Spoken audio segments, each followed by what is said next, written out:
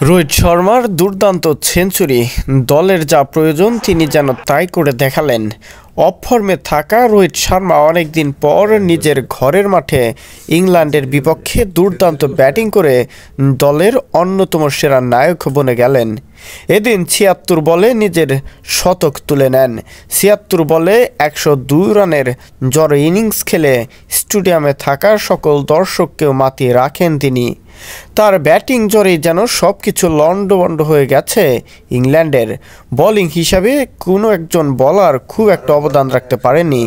Spin bowler Adil Rashidi একমাত্র bowling হিসাবে কোনো প্রকার মান সম্মান রেখেছেন। নিয়েছেন একের পর এক দুটি উইকেট নিয়েছেন, তাও আবার ভারতীয় হাই হিটার ব্যাটারদেরকে।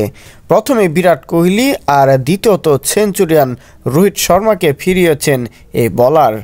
৩০০ রানের টার্গেটে ব্যাট করতে নেমে রোহিত শর্মা এবং সঙ্গ দিয়েছেন শুভমান গিল, তিনিও করেছেন অর্ধশতক।